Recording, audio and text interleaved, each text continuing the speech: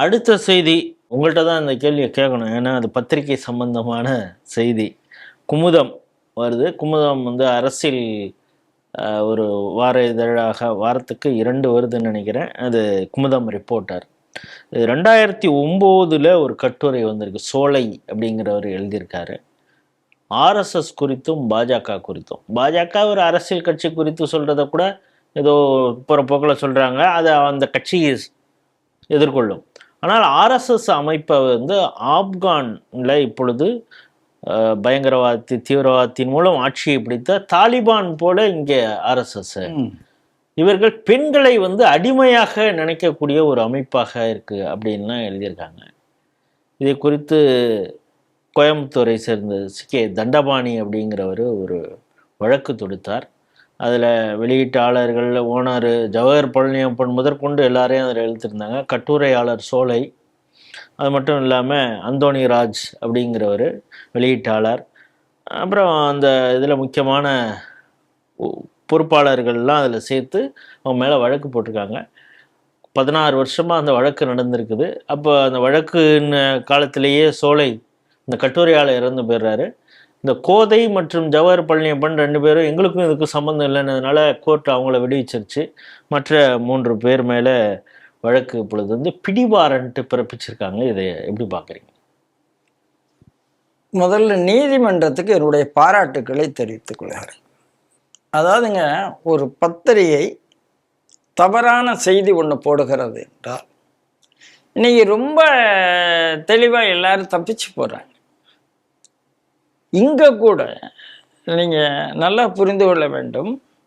Editor ஒருத்தர் இருக்கார் ஒரு பத்திரிகை, பப்ளிஷர்னு ஒருத்தர் இருக்கிறாரு, இன்னும் சிலர் இருக்கிறாங்க. ஒரு கட்டுரையாளர் எழுதுகிறார், அந்த கட்டுரை மீது அவதூறு வழக்கு வருகிறதுன்னு வச்சுக்க. என்ன பண்ணணும்? அந்த கட்டுரையாளர் இல்லை நான் இந்த நோக்கத்தில் எழுதவில்லை அப்படின்னு ஒரு ரிஜாயிண்டர் கொடுக்கலாம். இல்லை அந்த பத்திரிகை இல்லை இது கட்டுரையாளரின் தனிப்பட்ட கருத்து எங்களுக்கு தவறாக பிரசுரம் ஆயிடுச்சு, ஓவர் சைட்ல ஏதோ பண்ணிட்டாங்க. இப்போ என்ன பார்த்தா என்னுடைய பார்வையில் அப்படித்தான் நடந்திருக்கு. இந்த கேஸை பார்த்தா தெரியுது. ஏன்னா ஜவஹர் பழனியப்பன் தான் அதனுடைய பப்ளிஷர். செல்வரங்கன் குமுதம் ரிப்போர்ட்டர் இருக்கார், ஆனால் அவர் தான் குமுதம் குரூப்ஸினுடைய பப்ளிஷர். அவர் தன்னை விடுவித்து கொண்டார். இன்னொரு அந்த அம்மாவும் தன்னை விடுவித்து கொண்டாங்க, கோதையும் தன்னை விடுவித்து கொண்டார்கள். இவர்கள் என்ன சொல்லியிருப்பாங்கன்னா, கட்டுரையாளருடைய கருத்து அதுக்கும் பத்திரிகைக்கும் சம்பந்தம் இல்லை. அதை வந்து அவங்க ஒரு இதாக கூட கொடுத்துருக்கலாம், பத்திரிகையிலேயே கூட இதுக்கு எங்களுக்கும் சம்பந்தம் இல்லை என்று கொடுத்துருக்கலாம். அப்போ அடுத்தாப்புல யார் வாரா? அடுத்த ரேங்கில் அவர்கள் உடனே தங்களுடைய வருத்தத்தை பதிவு செய்திருக்க வேண்டும். இல்லை கோர்ட்டில் ஆஜராகி இல்லை அன்இன்டென்ஷனல் அப்படின்னு சொல்லி ஏதாவது மன்னிப்பு கேட்டு இருக்க வேண்டும். ஆனால் இவங்களுக்கெல்லாம் என்ன தைரியம்னா, ஆர்எஸ்எஸ் கேஸ் தானே, ஆர்எஸ்எஸ் எல்லாம் ஒன்றும் பண்ணாது, ஆர்எஸ்எஸ் வாழ்க்கையில் கேஸே போடாதுங்க. அவர் தண்டபாணி அங்கே திருப்பூர் மாவட்டத்தினுடைய ஆர்எஸ்எஸ் இயக்கத்தில் பிரச்சார் பிரமுக் என்று சொல்லுவார்கள். 2009, 2010 காலகட்டத்தில் பிரச்சார் பிரமுக்காக இருந்தவர் ரொம்ப ஆக்டிவாக இருப்பார். மீடியா விஷயத்திலும் தண்டபாணி ரொம்ப ஆக்டிவாக இருப்பார். அப்போ அவர் போட்ட கேஸ் இது. அப்போது நீங்கள் ஒரு கேஸ் முடங்கவில்லை, கேஸ் நடந்து கொண்டு இருக்கிறது. ஒரு சிலர் அதிலேருந்து விடுவித்து கொண்டார்கள். அதுக்கப்புறம் நீங்கள் ஒன்று மன்னிப்பு கேட்கணும், பத்திரிகையிலேயே மன்னிப்பு கேட்கணும், இல்லை நேரில் போய் கோர்ட்டில் போய் மன்னிப்பு கேட்கணும். ரெண்டையுமே பண்ணாமல் எத்துவாளித்தனம் பண்ணிட்டு இருந்தால் கோர்ட்டு ஏன் கேட்கக்கூடாது? ஸோ இது எனக்கு வந்து கோர்ட்டை நான் வந்து பாராட்டுகிறேன். ரெண்டாவது, அது என்னங்க உங்களுக்கு அப்படி என்னங்க ஆர்எஸ்எஸ் மேலே அவதூறு பேசுறது? தாலிபானும் ஆர்எஸ்எஸும் பெண்களை ஒன்றா ட்ரீட் பண்ணதா?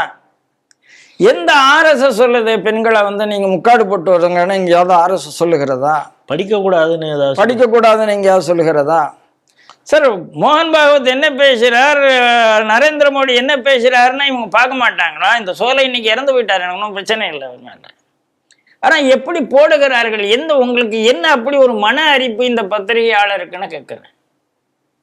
என்ன மன அரிப்பு?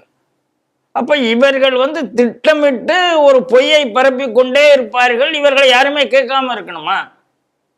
அதனால இனிமே இப்போ பிடிவாரண்டு போயிருக்கிறதுனால இவங்க என்ன பண்ண போறாங்கன்னு நமக்கு தெரியாது. சில நாட்கள் முன்பு சனாதன தர்மத்தை குறிப்பாக சைவம் வைணவத்தை அசிங்கமாக பேசிய பொன்முடி மீதும் இதே போல பிடிவாரன் போட்டது, உமா ஆனந்த் போட்ட கேஸ்ல.